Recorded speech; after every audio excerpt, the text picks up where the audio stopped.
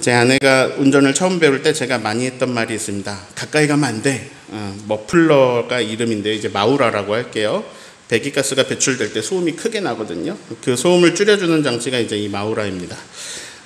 마우라가 두 개인 차가 보이면 가까이 가면 안 돼. 멀리 떨어져라. 아내한테 반복했어요. 자, 이게 마우라가 한쪽에 두 개인 차도 있지만 이렇게 양쪽으로 하나씩 있는 것도 있습니다. 예. 지금 보이는 이제 벤츠가 마우라가 양쪽에 있죠. 뭐 벤츠나 아우디, 렉서스, 뭐 폭스바겐 이런 차들이 마우라가 두 개 이상 달려 있는 경우가 많더라고요. 각 상표들을 저도 잘 모르고 아내도 단기간에 외우게 할 수 없으니까 그냥 이제 저 두 개가 보이면 멀리서 달리라고 했습니다. 왜 그랬을까요? 박으면 큰일 나거든요. 네. 절대 가까이 가면 안 돼. 스치면 연봉이야. 찌그러지면 우리는 몇 년간 노예가 될 수 있어. 네. 자, 벤틀리라는 차입니다. 마우라가 양쪽으로 있죠. 저거는 이제 3억 3천 정도 하는 모델이죠. 절대 가까이 가면 안 돼. 저 차의 사이드 미러가 우리 차보다 비싸. 네. 저 정품 전용 와이퍼 한 개가 이제 30만 원이라고 하네요. 페라리라는 차입니다. 네. 이 모델은 5억 2천만 원짜리네요. 마우라가 두 개의 양쪽으로 있죠. 네. 멀리 떨어져. 멀리. 네. 근처에 얼씬도 하지마. 옆에 주차도 하면 안 돼. 네. 잠깐 후진 실수하면 큰일 납니다. 네. 주차 잘 맞췄어도 문콕이라도 하면 재앙이 닥칩니다. 가정에 재앙이 임해요. 만약에 쭉 긁었다. 그럼 이제 답이 없습니다. 네. 정비소에 들어가요. 정비소에 들어가면요. 부품은 해외에서 와야 되고요. 이게 이거 만들어서 보낸다 하면 이제 한 달 걸린다 이런 얘기 합니다. 그러면 이제 저 급의 차로, 저 정도의 차로 한 달간 렌트해 줘야 됩니다. 그 렌트비만 해도 내 차를 사겠죠? 네. 부품비, 배송료, 수리비, 이거 보험 들었어도 답이 없습니다. 네. 이렇게 왜 조심을 해야 할까요? 비싸서 그래요. 네. 자, 가격하고요. 가치는 다른 개념입니다. 근데요, 자본주의 사회에서 이 가치가 가격에 비례할 때가 많이 있습니다. 가격이 높으면 가치가 높은 게 됩니다. 그래서 귀해져요. 귀한 것은요, 소중하게 다루게 됩니다. 조심히 다루게 됩니다. 자, 내 가방이 2만 원짜리예요. 비가 오네요. 저 건물에 들어가야 돼요. 그럼 이제 가방을 쓰고 이렇게 비를 피합니다. 내 가방이 500만 원짜리예요. 비가 오네요. 가방이 젖을까봐 가방을 감싸고 내가 젖으면서 들어갑니다. 네. 가방이 소중하거든요. 뭔가 웃기면서 어떻게 생각하면 씁쓸하기도 합니다. 제가 사람들을 많이 만나면서 관찰해 본 결과 사람들이 막 화가 나서 주체를 못하고 폭발하는 때가 있어요. 사람들이 대부분이 이제 두 가지를 잘 못 참더라고요. 하나는 억울할 때. 이 억울한 경우에 마음을 다스리기가 힘들어합니다. 또 하나는 무시당할 때. 무시당하면 정말 기분 나빠하고 잘 못 참습니다. 참지 못하는데요. 만약에 참는 경우가 있거든요. 그럴 땐 또 이게 내상이 생깁니다. 자, 왜 그런지 명확하게 알려드릴게요. 귀해서 그렇습니다. 무슨 말이냐면요. 나는 그런 대우를 받을 수 없는 엄청나게 소중하고 존귀한 존재이기 때문에 그렇습니다. 자, 저 차가 5억이 좀 넘어요? 저 차의 가치가 5억 정도 한다고 볼게요. 그러면 이제 사람들은 5천 원짜리 다이소 장난감 차보다 저 차를 더 귀하고 소중하게 여깁니다. 저 차에 함부로 하지 않아요. 조심하죠. 자, 그러면 묻습니다. 사람이 귀해요? 저 차가 귀해요? 사람이 귀해요. 얼만큼 더 귀하냐? 비교 자체가 안 될 정도로 귀해요. 네. 이 페라리가 사고 나서 폐차되게 생겼어요. 그런데 운전자가 다치지 않았어요. 그러면 뭐라고 말하죠? 다행이다. 네. 인명피해가 없을 때 우리는 다행이라고 생각합니다. 차가 살짝 긁혔어요. 근데 운전자가 죽었어요. 그럼 이거는 비극입니다. 아니 5억짜리 차가 1,000만 원어치밖에 안 망가졌어요. 근데 사람이 죽었어요. 이건 훨씬 더 큰 피해이고 이건 비극입니다. 왜냐하면 사람은 저 비싼 차와도 비교할 수 없는 가치를 가졌기 때문입니다. 자, 이제 무시당하면 왜 기분 나쁜지 알려드릴게요. 우리는요, 엄청나게 가치 있는 존재입니다. 이 세상 그 무엇과도 비교할 수 없는 가치를 우리가 가졌어요. 500만 원짜리 가방은 소중히 여겨요. 5억짜리 차는 소중히 여겨요. 그러면 그보다 훨씬 더 가치 있는 나도 소중히 여겨주는 게 마땅한 거죠. 나도 귀하게 여김받고 존귀하게 대해주는 것이 마땅한 거죠, 이게. 근데 나를 50만 원짜리 물건보다도 하찮게 여기는 거예요. 내 가치를 완전히 후려쳐서 나를 무시하고 나에게 함부로 하는 거예요. 이 가치 있는 존재가 막 후려치기를 당했어요. 무시당했어요. 나는 이런 대우를 받을 수 없는 존귀한 가치를 가진 존재예요. 왜냐하면 하나님이 나를 그렇게 만드셨으니까요. 우리는요, 다 하나님의 형상입니다. 우리는 가치 있습니다. 그래서요, 소중히 여겨주지 않으면, 존귀히 대해주지 않으면요, 기분이 나쁩니다. 여러분, 누가 좋으세요? 여러분을 존귀하게 대해주는 사람이 좋으세요? 아니면 함부로 대하는 사람이 좋으세요?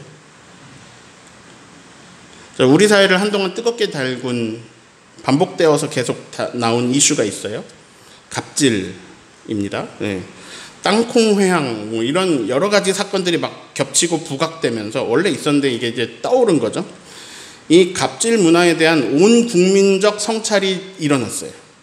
그런 시기가 있었어요. 그때 사람들은 깨닫게 됩니다. 이런 대우를 받는 게 정당한 게 아니야. 여태까지 받아왔거든요. 이제 거부하기 시작했어요. 아니야, 이거. 예전에는 다 이렇게 생각했습니다. 손님은 왕이다. 손님이 돈 내는데 돈 주는 사람이 왕이고 돈 받는데 다 맞춰줘야지 왕한테. 근데 요즘은 가게 사장님들이 이런 글을 써놓습니다. 우리 직원에게 함부로 하는 손님은 받지 않습니다. 아니, 손님이 왕인데 직원한테 뭐라고 좀 할 수도 있는 거지. 내 돈 받으면서 그 정도 서비스는 해야 될 거 아니야. 아니, 손님을 안 받는다고? 이거 배가 불렀구나. 야, 안 가. 한번 망해봐야 정신을 차리지. 손님들이 다 같이 이렇게 안 가야 되는데요. 손님들이 갑니다. 왜냐면요, 결국 우리가 그 직원이거든요. 우리는 대부분 어디선가 그 직원 같은 역할을 하고 있습니다. 뭐 장소와 분야가 달라서 그렇죠. 그 사람이 결국 내 모습입니다. 그래서 그 사장님의 자세가 옳다고 여겨집니다. 옳은 행동을 하는 가게가 잘 됐으면 좋겠어요. 아니, 나라도 가서 팔아줘야지 하고 손님이 오기 때문에 요즘은 그런 글을 적어두어도 손님이 끊어지지 않습니다. 사람들의 집단 의식이 좀 더 성숙한 거죠. 전화 상담원들에게 막대하는 사람들이 많았습니다. 근데 이제는 상담원들에게 막대하면요, 상담 못 받습니다. 기업들도 사원을 보호합니다. 무조건 고객 편을 들어주는 시대는 끝났습니다.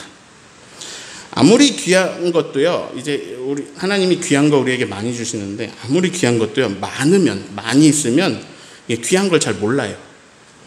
5억짜리 자동차 저거 주변에 별로 없습니다. 왜냐하면 우리 주변 사람들이 5억이 있다고 하더라도 웬만하면 아파트 대출로 사고 좀 저렴한 차를 할부로 사고 그러죠. 그러니까 우리 주변에서 저거 보기 힘들어요. 근데 뭐 강남의 어느 고급 고깃집 주차장에 수억 대 자동차가 쫙 서 있다고 해볼게요. 많아요. 그 차들 중에서 내가 막 갖다 박아도 되는 차는 어떤 차일까요?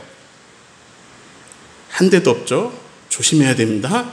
스치면 연봉이에요. 네. 사람은 차보다 훨씬 귀합니다. 그 가치를 비교할 수 없어요. 이렇게 상상해 볼까요? 막 사람들이 막 몰려 있습니다. 사람이 엄청 많아요. 자, 그 중에 막 무시해도 되는 사람은 어떤 사람일까요? 흑인은 무시해도 되나요? 장애가 있는 사람은 무시해도 되나요? 못 배운 사람은 무시해도 되나요? 공부를 못하는 학생은 무시해도 되나요? 가난한 사람 무시해도 되나요? 지방 사람 무시해도 되나요? 외국인 노동자는 무시해도 되나요? 노인들은 무시해도 되나요? 어린이들은 무시해도 되나요? 영어 못하는 사람 무시해도 되나요? 불교 신자는 무시해도 돼요?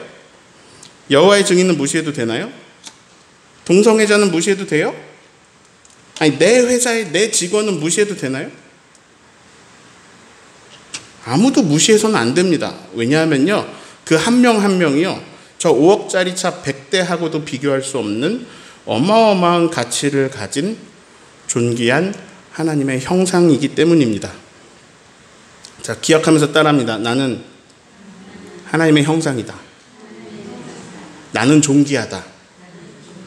이거 기억하세요. 네, 사실이에요. 주변 사람들을 보세요. 하나님의 형상으로 보이나요?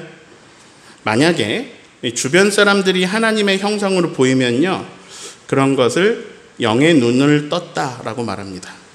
네. 주변 사람들이 하나님의 형상으로 귀하게 보이면요, 막 귀하고 사랑스럽고 그러잖아요.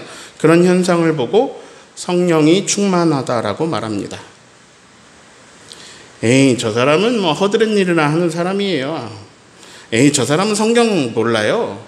에이, 저 사람은 기도 안 해요. 저 사람 믿음 없어요. 이렇게 무시하는 마음을 들고 있다면요, 그거는 가치를 모르는 사람이고요, 오히려 복음을 모르는 사람이고요, 믿음이 없는 사람입니다. 입으로는 막 방언으로 기도하고 있는데 사람을 귀하게 여기고 있지 않다면 성령님의 매우 작은 한 조각만 체험하고 있는 겁니다. 그러면서 만약에 교만하기까지 하다면 정말 신앙을 모르는 사람입니다. 예수님 닮아보겠다고 40일 금식 기도하는 사람은 그럼 마귀가 와서 3가지 시험을 해도 능히 이겨내고 예수님의 제자로 사랑하면서 서로 사랑하면서 살아가는 일에 더욱 힘쓰는 사람이 될 거예요. 더 깊어지고 더 성숙해지고 더 포용적이고 더 새로워지고. 그런데 40일 금식 기도를 마치고 이런 말을 하는 거예요. 아니, 어디 일주일도 금식 안 해본 것들이. 다른 사람을 더 무시하게 되는 거죠. 내가 기도를 해가지고요. 이거는요, 은혜를 반대 방향으로 받는 일입니다. 기도를 안 한 게 더 나아요. 잠깐 정리해 봅니다. 우리는요, 가치 있는 걸 소중하게 여깁니다. 사람은 하나님의 형상이라는 것만으로도 엄청난 가치를 지닌 존재입니다. 그래서 우리는 사람을 소중히 여겨야 합니다. 사랑은 무례하지 않습니다. 무례히 행하지 않고 함부로 하지 않는 것, 이게 기본값입니다. 자, 관계에 대해서 말하고 있습니다. 가치 있는 나를 무시하는 사람하고는요, 좋은 관계를 맺을 수 없습니다. 나에게 함부로 대하는 사람한테는요, 그 사람과는 좋은 관계를 맺을 수 없습니다. 사람은 하나님의 형상이라는 것만으로도 존귀한데, 그렇다면 하나님의 형상이 아니라 하나님 그분은 얼마나 존귀하고 얼마나 거룩하고 얼마나 소중할까요? 하나님의 가치를 우리가 말할 수 있을까요? 하나님의 가치를 우리가 매길 수 있을까요? 한 가지 확실한 것은 있습니다. 존귀하신 하나님께 함부로 할 수 없다는 것입니다. 3계명이 되는 7절 말씀을 읽습니다. 너는 내 하나님 여호와의 이름을 망령되게 부르지 말라. 여호와는 그의 이름을 망령되게 부르는 자를 죄 없다 하지 아니하리라. 이 10계명의 1계명부터 4계명까지는요, 하나님과의 관계에 대한 계명입니다. 하나님의 백성으로 살기 위해서, 하나님과 좋은 관계를 맺어가기 위해서 무엇을 해야 하는가? 오늘 3계명, 우리는 하나님께 함부로 할 수 없습니다. 원래 그렇습니다. 우리는 소중하고 존귀한 것에 함부로 하지 않아요. 하나님은 그 어떤 것과도 비교할 수 없습니다. 우리가 알고 있는 이 작은 세계, 이 지구상의 그 어떤 것과 비교한다는 것 자체가 하나님께는 참 어이없는 일입니다. 이 다이소 장난감 차하고요, 페라리를 비교해도 어이가 없을 거예요. 하나님은 그 어떤 것이나 그 어떤 존재나 그 어떤 것과 비교한다는 것 자체가 불경스럽고 말이 안 되는 겁니다. 그분은 그냥 완전히 다른 가치, 완전히 전적으로 다른 고귀함을 지니신 분입니다. 그분의 이름을 망령되게 부를 수 있다는 것은요, 그분을 아예 모른다는 말입니다. 몰라서 할 수 있는 일이에요. 알면 그렇게 할 수 없습니다. 그분에 대해 깊이 상고해 본 적도 없고 그분을 경험한 적도 없는 겁니다. 그분의 이름은 우리의 입에 막 그렇게 함부로 올릴 수 있는 이름이 아니라는 것을 우리는 자연스럽게 알 수 있습니다. 성경에는요, 그분을 부르는 여러 가지 시도가 나옵니다. 여러분도 잘 아시는 여호와 이르시, 여호와 라파, 그런 하나님을 수식하고 그분을 부르는 여러 가지 시도가 나오는데요. 물론 그 모든 시도는 그분을 담아내지 못해요. 인간의 언어 중에서 그분을 담아낼 수 있는 단어는 없습니다. 인간의 언어와 인간의 표현력으로 그분을 표현할 방법이 없어요. 근데 그 중에서도 이제 성경에서 제 마음에 제일 드는 표현은 이겁니다. 지극히 높으신 하나님. 예. 지극히 높고 높으신 하나님. 이게 이제 멜기세덱 제사장부터요, 또 다니엘에도 계속 지극히 높으신 하나님을 말합니다. 그러면 이렇게 지극하고 지극히 높으신 그렇게 여기는 하나님의 이름을 함부로 부를 수 있을까요? 없습니다. 아버지 조남이 어떻게 되시니? 그러면 대답을 이렇게 하라고 배웠죠. 임자, 만자, 균자 쓰십니다. 우리는요, 아버지에게도 어머니에게도 이름을 함부로 부르지 못하도록 배운 사람들입니다. 그런데 하나님의 이름을 망령되이 일컫는 게 말이 안 되죠. 하나님께서요, 자기 자신하고 이제 관계를 맺을 백성들에게 알려주시는 거예요. 그거 죄야. 그 이름을 망령되게 부르는 자를 죄 없다 하지 아니하리라. 그거 죄야. 만약에 그 페라리라는 차에 인격이 있다면 자기를 이제 다이소 차하고 비교하면 기분 나쁠 겁니다. 예. 우리는 그보다 훨씬 더 가치 있는 존재이기 때문에요, 우리를 무시하면 우리는 기분 나빠서 이거 견디지를 못합니다. 만약에 마이클 조던이라는 농구 선수가 있죠. 그 마이클 조던이 저에게 이 농구에 관한 영역에서, 이 농구에서 저를 무시한다면 저는 그건 받아들일 수 있을지도 모릅니다. 왜냐하면 마이클 조던이 농구에 있어서 저보다 위대함을 제가 인정할 수 있거든요. 제가 이번 주에 농구장에 갔어요. 자유투를 던졌는데요, 들어갔어요. 실제로 일어난 일입니다. 네, 여러분 못 믿는 얼굴인데 5개를 던져가지고 2개가 들어갔어요. 네. 자유투가 들어갔네요. 그래가지고 제가 이제 교만해져가지고, 마이클 조던을 제가 무시해요? 그럼 마이클 조던이 기분 좋을까요? 마이클 조던이 저를 무시해도 제가 기분 나쁠 수 있는데, 제가 농구로 마이클 조던을 무시하면 이거 웃기는 일이잖아요. 사람하고 사람 사이에서도 그러해요. 근데 제가 설교를 쓰고 있는데 지렁이가 와가지고 웃기고 있네 이러고 무시하고 가면 제가 기분이 나쁠 겁니다.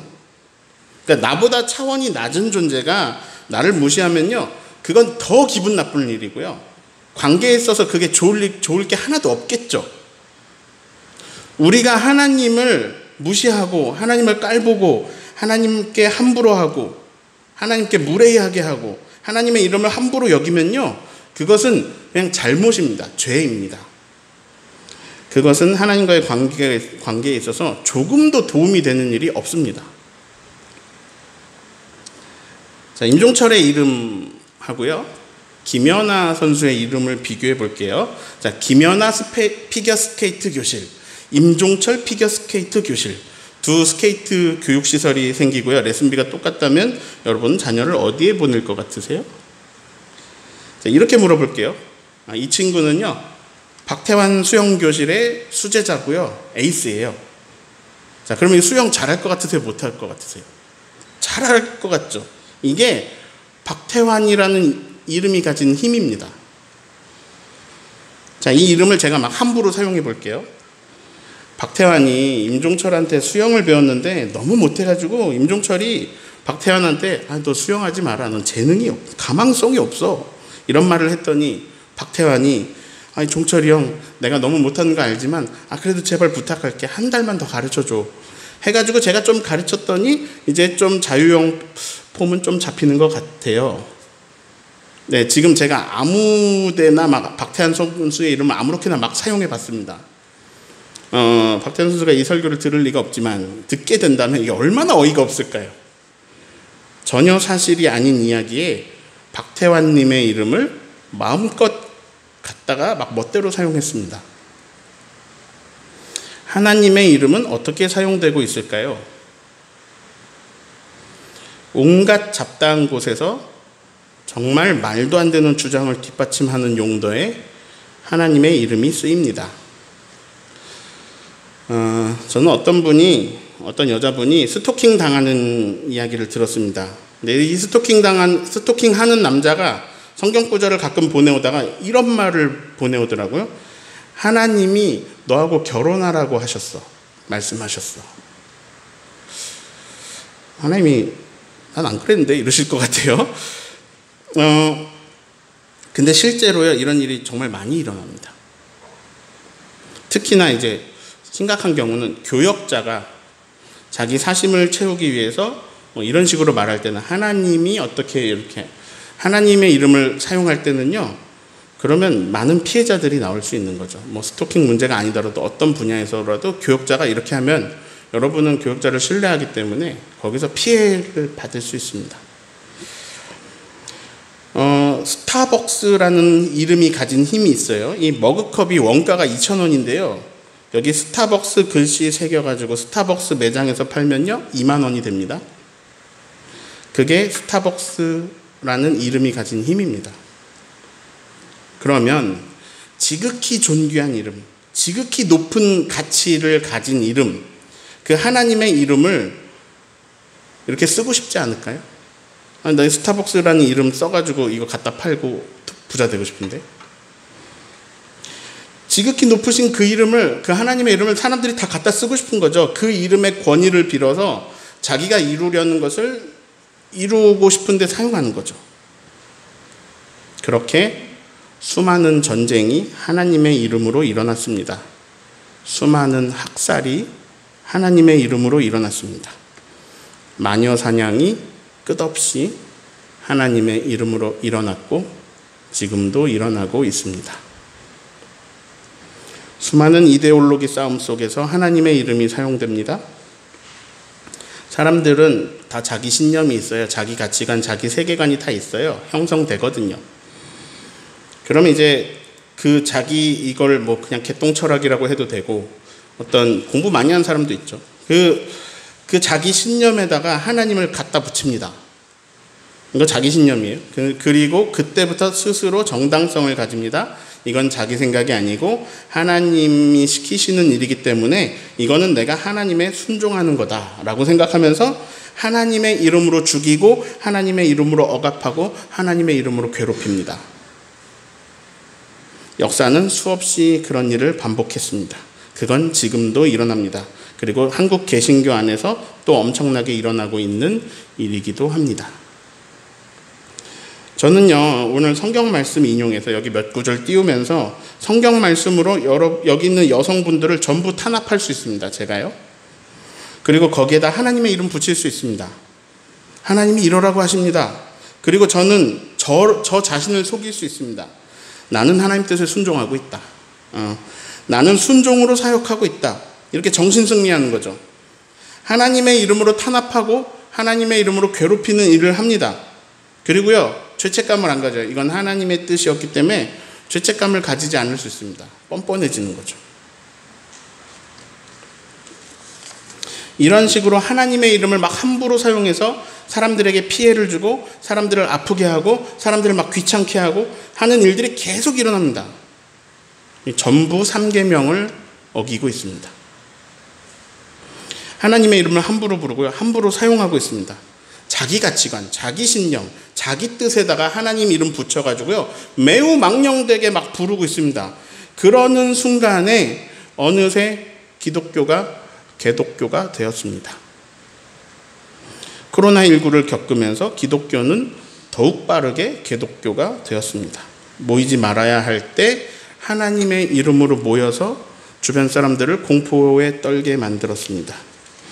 신천지는 하나님의 이름으로 바이러스를 퍼뜨리고 정광훈 씨는 하나님의 이름으로 바이러스를 퍼뜨렸습니다.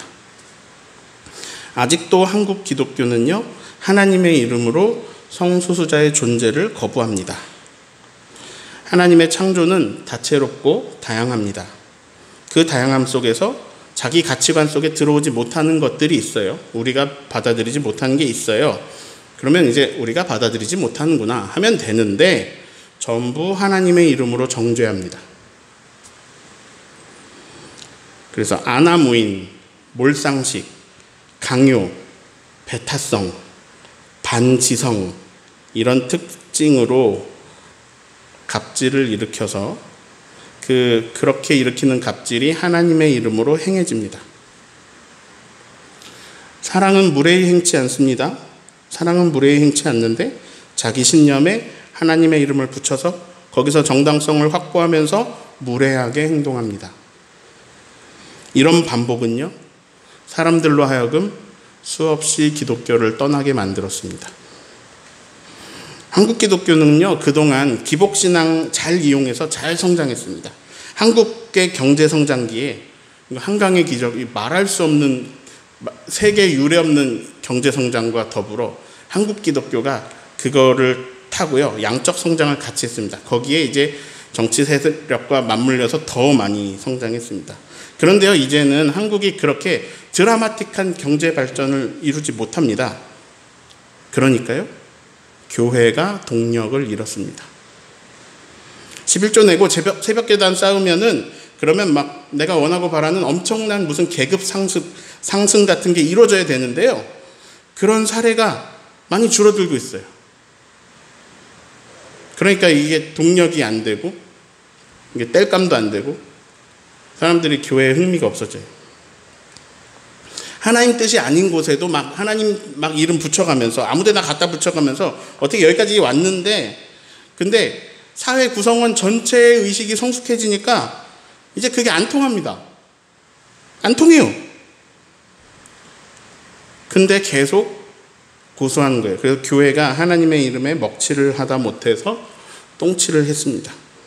그 증거가 뭔지 아세요? 지금 여러분 어디 가서 나 기독교인이에요 이렇게 자신 있게 말 못하죠. 왜냐하면 인식이 안 좋거든요. 그때부터 갑자기 안 좋게 봐요.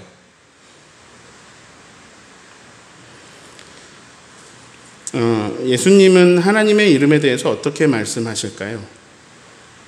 너희는 이렇게 기도하여라. 하늘에 계신 우리 아버지여, 이름이 거룩히 여김을 받으시오며. 이름이 다음에 뭐라고요? 거룩히 여김을 받으시오며. 자, 거룩히 여기는 게 하나님이 거룩하게 여겨요? 우리가 거룩하게 여겨요? 사람이 거룩하게 여겨요? 사람이 거룩히 여기는 것을 받으시오며. 사람들이 하찮게 여기고 무시하고 망령되게 막 여기다가 저기다가 갖다 붙여서 땅에 떨어져 버린 하나님의 이름이 사람들로 하여금 다시 거룩히 여김을 받도록 하라는 거예요. 자, 지금 제가 두 가지를 이야기하고 있습니다. 첫 번째, 내가 하나님의 이름을 함부로 할 수 없다. 두 번째, 타인이 하나님의 이름을 함부로 하지 못하게 하라. 그러면 답은 두 가지로 나옵니다. 내가 하나님의 이름을 거룩하게 여기는 것입니다. 또 하나는 타인들이 하나님의 이름을 거룩하게 여기는 것입니다. 그 방법이 무엇이냐? 하나님의 뜻이 하늘에서 이루어진 것 같이 땅에서도 이루어지는 것입니다. 무슨 말이냐면요, 하나님을 무시해서 막 함부로 해도 되는 줄 알고 하나님의 이름으로 내 욕심을 채우고 하나님의 이름으로 억압하고 하나님의 이름으로 괴롭히고 죽이고 했던 그런 하나님의 이름으로 정죄하고 했던 그 모든 것에서 돌이켜서 회개해서 진짜로 하나님의 선하고 아름다운 뜻이 땅에서도 이루어지게 하라는 것이죠. 살리고 일으키고 회복시키고 그런 하나님의 일들이 땅에서도 일어나고 그 일로 하나님이 영광을 받으시고 그 일로 하나님의 이름이 거룩히 여김을 받게 하라는 말씀이십니다. 이것을 예수님식의 표현으로 하겠습니다. 마태복음 5장 16절 같이 읽겠습니다. 이같이 너희 빛이 사람 앞에 비치게 하여 그들로 너희 착한 행실을 보고 하늘에 계신 너희 아버지께 영광을 돌리게 하라. 자, 하나만 더 말씀드릴게요. 요한복음 13장 13, 14, 35절 읽습니다. 새 계명을 너희에게 주노니 서로 사랑하라. 내가 너희를 사랑한 것 같이 너희도 서로 사랑하라. 너희가 서로 사랑하면 이로써 모든 사람이 너희가 내 제자인 줄 알리라. 착한 행실로 빛을 비추면서 그렇게 사람들이 하나님의 이름의 영광을 돌리고 사람들이 하나님의 이름의 영광을 돌리고요. 그리고 서로 사랑함을 보면서 예수님의 제자인 걸 알게 되고 예수님의 이름이 되새겨지고 맞네. 저 팔 동작을 보니까 박태원 선수에게 수영을 배웠네. 맞네. 저 각도를 보니까 김연아 선수에게 스케이트를 배웠네. 이런 거죠. 맞네. 저들은 서로 사랑하는구나. 예수님이 제자들을 사랑한 것 같이 그들끼리 서로 사랑하는구나. 맞네. 저 사람들 예수님에게 배운 거 맞구나. 서로 발을 씻어주는구나. 예수님의 이름이, 하나님의 이름이, 지극히 높으신 그 이름이 모두에게, 사람들로 하여금 우리도 타인도 영광을 받으시게 하는 것, 이것이 3계명을 지키는 일입니다. 총정리할게요. 관계에 있어서 어느 누구도 무시하지 마세요. 다 하나님의 형상입니다. 그걸 못 보는 내 눈이 부족한 거죠. 하나님의 형상에게도 함부로 하지 못할진데 하나님께 함부로 할 수 없습니다. 하나님께 함부로 하는 것은 죄입니다. 그 이름을 내 목적에다 막 도용하는 것은 죄입니다. 우리가 할 일은요, 그 이름이 거룩히 여김을 받으시도록 빛을 비추는 것, 착한 행실을 쌓는 것, 우리가 서로 사랑하는 것입니다. 이 3계명에 순종하여 하나님과 더욱 좋은 관계로 나아가는 저와 여러분 되시기를 예수님의 이름으로 축원합니다.